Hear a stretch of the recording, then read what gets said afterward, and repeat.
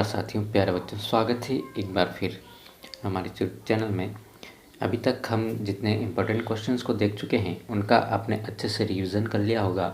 आज के इस वीडियो के अंदर हम बात करेंगे अध्याय 4 द्विघात समीकरण के रिवीजन के बारे में और देखेंगे यहाँ से कौन कौन से इम्पोर्टेंट क्वेश्चंस बनते हैं जिनकी संभावना बन रही है आने की, और साथ में बात करेंगे जो ऑब्जेक्टिव्स अभी तक पूछे गए हैं परीक्षाओं के अंदर उनके बारे में भी।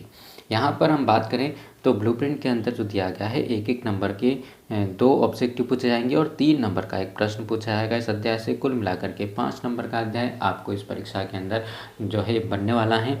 इस अध्याय से 5 नंबर के प्रश्न पूछे जाएंगे। सबसे पहले हम बात करें द्विघात समीकरण का मानक रूप कि द्विघात समीकरण का मानक रूप जो होता है x² + bx + c बहुपद होता है, और अगर उसके बराबर के हम 0 कर दें तो ये समीकरण बन जाएगा। लेकिन शर्त ये है कि a का मान 0 के बराबर नहीं होना चाहिए। अगर ये 0 हो जाता है तो फिर ये द्विघात समीकरण नहीं रहेगा, ये रैखिक समीकरण में बदल जाएगा। ठीक है, द्विघात समीकरण में चर की अधिकतम घात जो होती है वो कितनी होती है? 2 होती है। किसी भी बहुपद में या किसी समीकरण में जो चर राशि है उसकी अधिकतम घात को ही उस बहुपद की या समीकरण की घात जो है कहते हैं।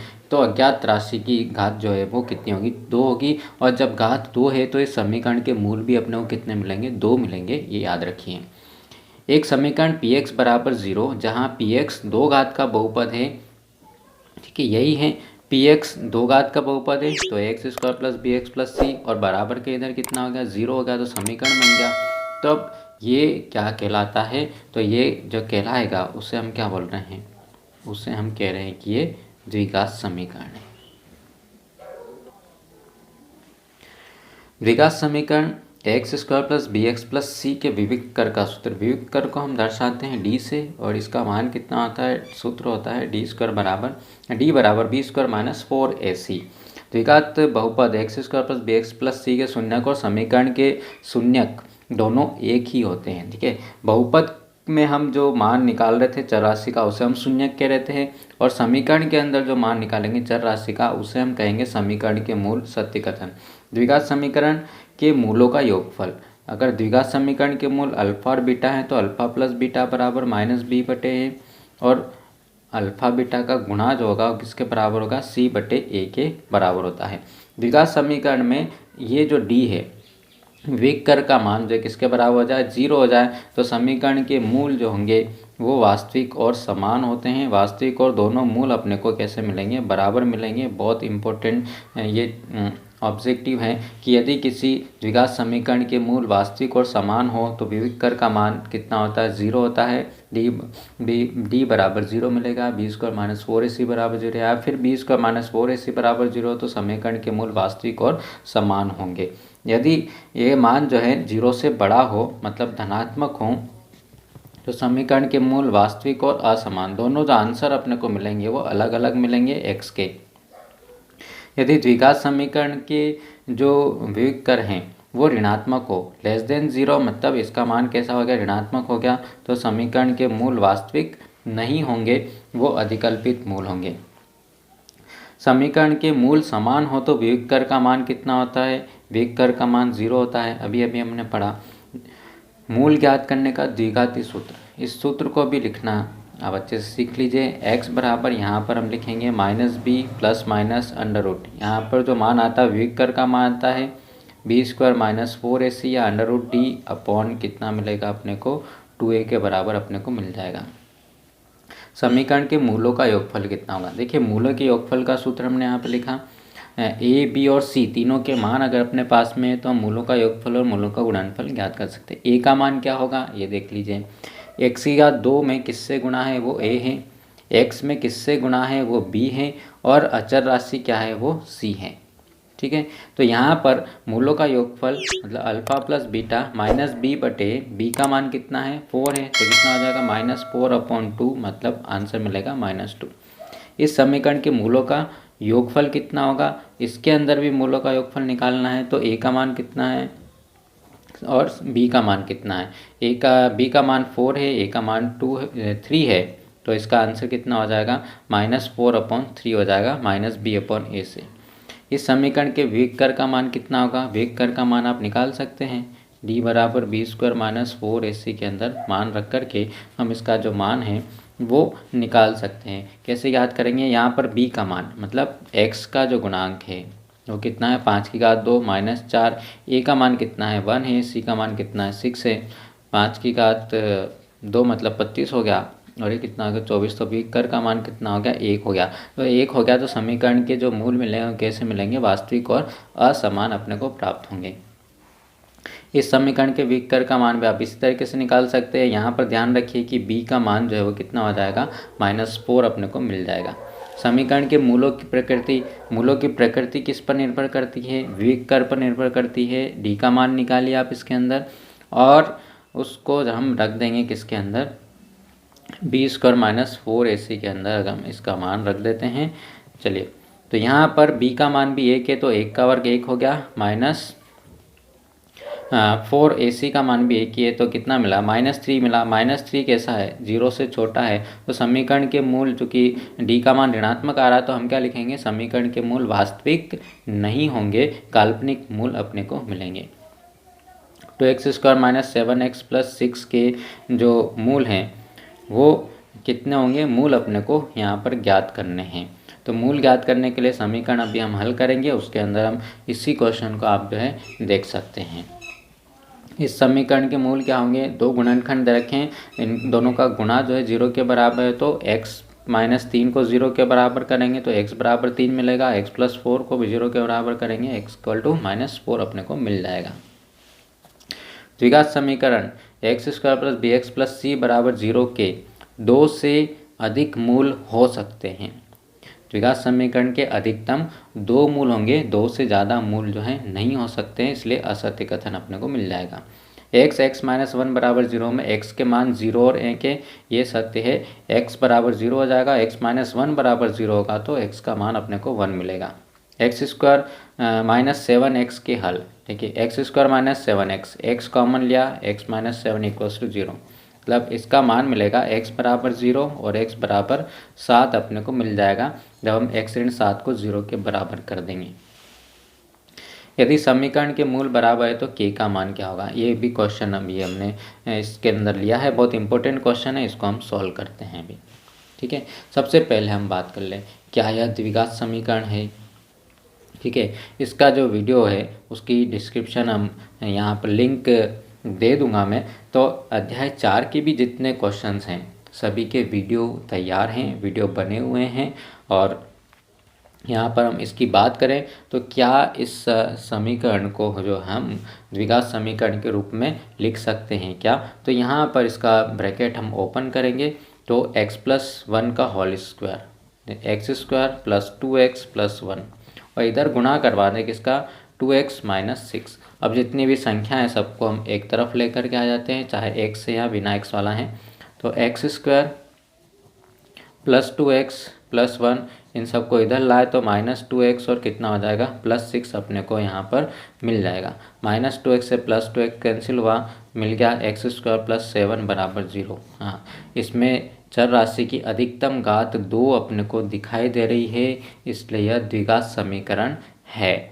ठीक है, अगर x की घात 2 वाला पद नहीं होगा तो हम कहेंगे द्विघात समीकरण नहीं है। ठीक है, द्विघात समीकरण के मूल ज्ञात कीजिए। यहाँ पर इस एक क्वेश्चन को हम लिख देंगे, दिया गया समीकरण या दिया गया द्विघात समीकरण जो है अपने पास में कितना है 6x square minus x minus 2 equals to 0।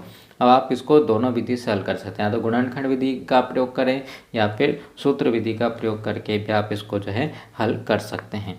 यहाँ पर गुणनखंड विधि से अगर हम हल करते हैं तो इसका और इसका गुणा, देखिए 6 और -2 का गुणा हमेशा किसके बराबर आना चाहिए -12 के बराबर। ये एक नंबर अपने पास फिक्स हो गया कि दोनों का गुणा जो है वो -12 के बराबर आना चाहिए। तो शुरुआत करते हैं हम और साथ में देखते हैं कि चूँकि यहाँ पर ऋण चिन्ह है, ठीक है, यहाँ पर ऋण चिन्ह है इसलिए एक गुणनखंड प्लस का होगा एक माइनस का होगा। यहाँ पर ऋण है मतलब बड़ा वाला जो भी गुणनखंड होगा वो कैसा होगा हमारा माइनस वाला होगा।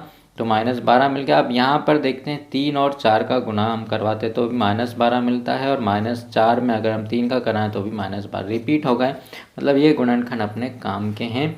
यहाँ पर हम लिख देते हैं 6x square minus 4x plus 3x minus 2 बराबर 0। एक गुणनखंड माइनस का, एक गुणनखंड प्लस का। यहाँ पर इन दोनों में हम कॉमन लेते हैं। कॉमन कितना आ रहा है, 2 और x कॉमन आ रहा है, तो यहाँ से मिल जाएगा 3x माइनस यहाँ से अपने को कितना मिलेगा, 2 अपने को मिल जाएगा। अब यहाँ पे भी आपको यही चिन्ह यहाँ पर लगाना है, प्लस चिन्ह लगा दें। क्या कॉमन लें कि वापस यही मिल जाए, तो 1 कॉमन लिया बराबर 0। फिर से 3x माइनस 2, 3x माइनस 2 दोनों में कॉमन, यहाँ से मिला 2x प्लस 1 इक्वल्स टू 0। इन दोनों का गुणा 0 के बराबर है, मतलब क्या हो रहा है कि या तो ये 3x माइनस 2 बराबर 0 होगा या 2x प्लस 1 बराबर होगा 0 के। तब इसको हम हल करेंगे तो x इक्वल्स टू मिलेगा 2/3 या फिर यहाँ से मिलेगा x इक्वल टू -1/2। तो x के दो मान अपने को मिल गए, दोनों आंसर मिल गए, 2/3 एंड -1/2 इस समीकरण के मूल होंगे। अगले क्वेश्चन को आप जो है इसी तरीके से सॉल्व कर सकते हैं। अगले 2 क्वेश्चन की हम बात करें, बहुत इंपॉर्टेंट क्वेश्चन है, एग्जाम में आने की संभावना ज़्यादा है। ऐसी 2 संख्याएं ज्ञात कीजिए जिनका योग 27 है और गुणनफल 182 हो, या फिर 2 क्रमागत धनात्मक पूर्णांक ज्ञात कीजिए जिनके वर्गों का योग जो है 365 हो। इन दोनों क्वेश्चंस की लिंक जो है मैं आपको डिस्क्रिप्शन में दे देता हूँ, ये वीडियो आप जा करके देख सकते हैं। और यहाँ पर देखिए सबसे मेन चीज़ जो है अपनी समीकरण जो है वो समीकरण जो है अपनी बन जानी चाहिए। समीकरण बनने के बाद में उसे हल करना अपना काम है, चाहे आप सूत्र विधि से हल करें या फिर गुणनखंड विधि से हल करें। यहाँ पर हम मान लेते हैं कि पहली संख्या अगर हम x मानते हैं तो दूसरी संख्या कितनी होगी हमारे पास में, क्योंकि दोनों का जो योग है वो कितना है, 27 के बराबर है। तो दूसरी संख्या जो मिलेगी अपने को वो मिल जाएगी 27 माइनस एक्स, एक्स कैंसिल हो जाएगा, दोनों का योग 27 हो जाएगा। अब दोनों का गुणा, तो यहाँ पे हमने लिख दिया कि प्रश्नानुसार दोनों संख्याओं का गुणा जो है वो कितना है, 182 के बराबर अपने को मिल रहा है। ठीक है, दोनों का गुणा 182 मिल रहा है। गुणा करवाएं, यहाँ से आपको मिलेगा 27x माइनस एक्स स्क्वायर बराबर 182। सबको एक तरफ ले आएँ और द्विघात समीकरण के मानक रूप में भी इसको परिवर्तित कर दें। x का 2 वाला पद सबसे आगे, फिर x वाला पद और फिर बिना x वाला पद इधर आया तो माइनस 182 बराबर 0 हो गया। यहाँ से हम माइनस से 1 से भाग लगा दें पूरे समीकरण को, प्लस 182 बराबर हो जाएगा 0 के। अब इसको अगर हम गुणनखंड विधि से अगर हल करना चाहें तो हमारे पास में क्या चाहिए कि अगर हम गुणा करवाते हैं इनका तो किसके बराबर आना चाहिए, गुणा 182 के बराबर आना चाहिए, और जोड़े घटाए तो कितना आना चाहिए, -27 के बराबर आना चाहिए। तो ऐसे 2 गुणनखंड होने चाहिए। और यहाँ पर देखते हैं, हम चिन्ह की बात करते हैं। यहाँ पर प्लस चिन्ह है और यहाँ माइनस चिन्ह है। जब यहाँ प्लस है मतलब जो दोनों गुणनखंड है या तो वो दोनों ही माइनस के होंगे या फिर दोनों जो है प्लस के होंगे, तभी यहाँ पर दोनों का गुणा जो है प्लस हुआ। यहाँ माइनस है, इसका मतलब दोनों गुणनखंड अपने को मिलने वाले माइनस के मिलने वाले। तो 2 गुणनखंड कौन से होंगे यहाँ पर, -13x और माइनस का 14x। देखिए दोनों का योग करें हम तो 27 हो गया, दोनों का गुणा कराएं तो 182 अपने को मिल जाएगा बराबर 0। यहाँ से हम x कॉमन ले लें, x -13 मिलेगा। यहाँ से यही चिन्ह लगाना है तो -14 कॉमन लिया, x और प्लस में से आपने माइनस कॉमन ले चुके हो तो बराबर 0। एक ब्रैकेट में x -13 लिखें, एक ब्रैकेट में x -14 लिखें, बराबर हो गया 0 के। तो x बराबर या तो आपको 13 मिलेगा या फिर x बराबर मिलेगा किसके, 14 के। तो हम क्या लिखेंगे, अतः संख्याएं जो हैं 13 और 14 हैं। आते हम अगले प्रश्न पर। 2 क्रमागत धनात्मक पूर्णांक ज्ञात कीजिए जिनके वर्गों का योग जो है कितना है, 365 है। देखिए क्रमागत धनात्मक पूर्णांक क्या होते हैं, हमने मान लिया कि पहली संख्या यानी पहला धनात्मक पूर्णांक x है, तो इसके क्रमागत मतलब अगली संख्या जो मिलेगी इसमें 1 जोड़ने से प्राप्त होगा, तो दूसरा जो हो गया x+1। अब प्रश्नानुसार इनके वर्गों का योग, इसका भी वर्ग कर दें और इसका भी वर्ग कर दें तो होल स्क्वायर लगेगा, और दोनों को जोड़ देते हैं तो कितना मिलता है, 365 के बराबर अपने को मिलेगा। यहाँ से हमने इस होल स्क्वायर को ओपन किया है तो पहला पद मिला x² + 2x + 1, ये 3 पद अपने को मिल गए बराबर 365। इसको सॉल्व करके 2 का भाग लगाया पूरी समीकरण के अंदर तो x² + x - 182 मिलता है। गुणनखंड करें या सूत्र विधि से हम हल करें तो इसका गुणा जो है कितना आना चाहिए, -182 आना चाहिए। और यहाँ पर माइनस है, मतलब एक गुणनखंड अपने को कौन सा मिलने वाला है, प्लस का मिलेगा, एक माइनस का, और प्लस वाला जो गुणनखंड रहेगा बड़ा रहेगा। तो यहाँ पर देखिए 14 और 13 दोनों का गुणा जो कितना होता है -182 के बराबर हो जाएगा। दो गुणनखंड अपने को मिल जाएंगे। यहाँ से x² प्लस वाला गुणनखंड बड़ा है, उसे आगे लिखें, -30x -182 बराबर 0।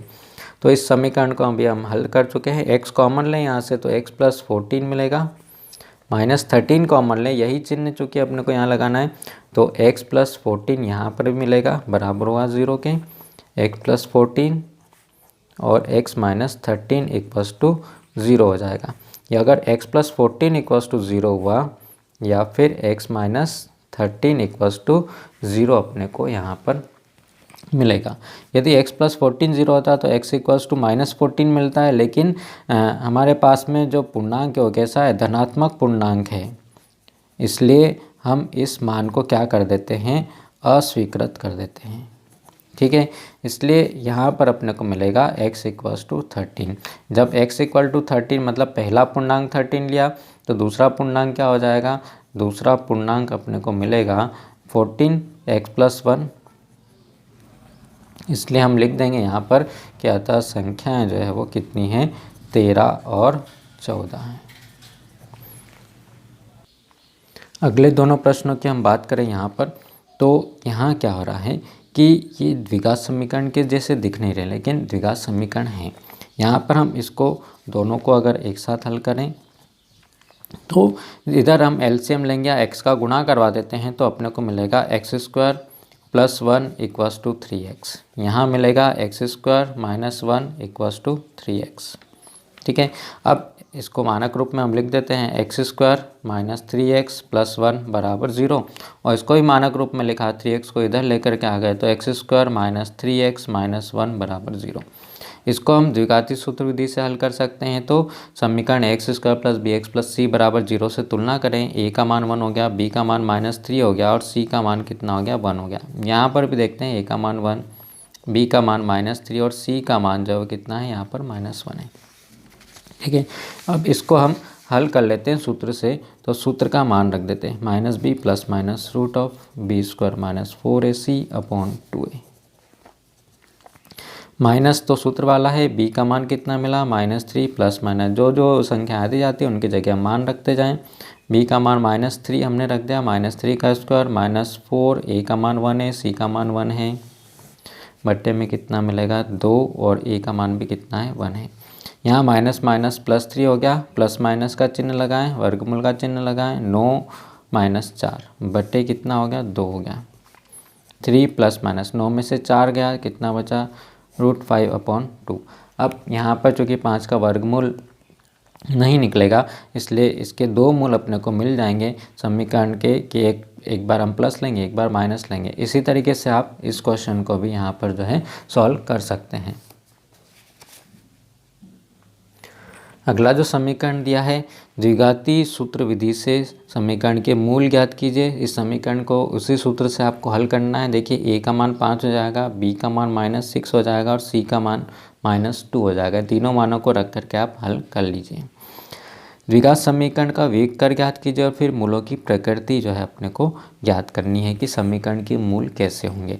तो इस क्वेश्चन नंबर 7 का जो फर्स्ट पार्ट है, आप कोई भी एक पार्ट अच्छे से तैयार कर लें, बाकी के जो है अपने आप यहाँ पर मिल जाएंगे। यहाँ पर हम लिख देते हैं समीकरण जो अपने को दिया हुआ है। a का मान 2 हो गया, b का मान कितना हो गया, -4 हो गया, c का मान 3 हो गया। समीकरण का विवेक निकालना है, तो विवेक का मान d = b² - 4ac होता है। b का मान रखा हमने -4 का स्क्वायर, -4, a का मान कितना है, 2 है, c का मान कितना है, 3 है। अब -4 का स्क्वायर +16 मिलेगा, माइनस इसका गुणा करा दें, 4 दूनी 8 या 24 मिल जाएगा अपने को।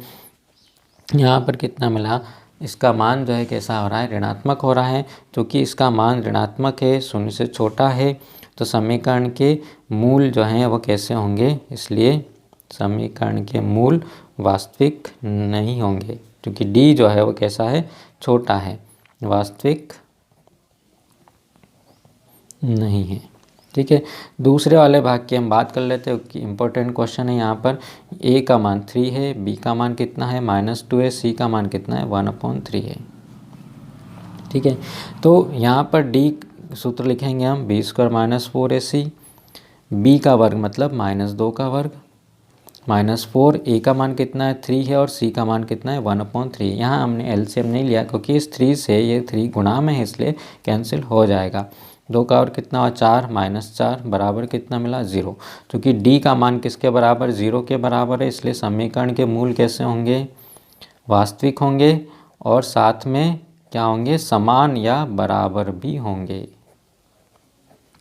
ठीक है, अगला जो क्वेश्चन है जिसके हम पीछे ही बात कर रहे थे कि ये जो ऑब्जेक्टिव के अंदर भी पूछा हुआ है, यदि 2x² + kx + 3 बराबर 0 के मूल बराबर है तो k का मान जो है ज्ञात करें।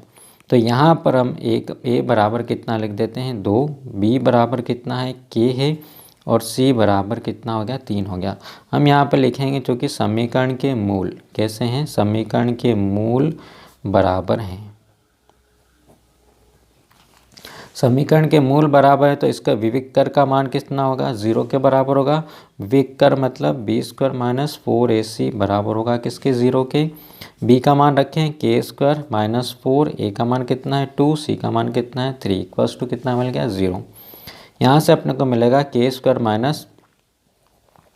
24 इक्वल्स टू 0। जब 24 को हम इधर लेके आएंगे तो k² इक्वल्स टू मिल जाएगा 24, वर्गमूल ले लें हम यहाँ पर तो ±√24 अपने को मिलेगा। और 24 मतलब यहाँ पर k इक्वल्स टू ±24 को लिख सकते हैं हम 4 × 6 लिख सकते हैं। तो यहाँ पर अपने को इसका आंसर मिल जाएगा 4 का वर्गमूल तो 2 हो गया ±2√6 जो है। अगर k का मान हुआ तो समीकरण के मूल जो है वास्तविक और बराबर अपने को प्राप्त होंगे। तो इस वीडियो में इतना ही, मिलते हैं हम अगले वीडियो के अंदर। तब तक के लिए have a nice day, thank you.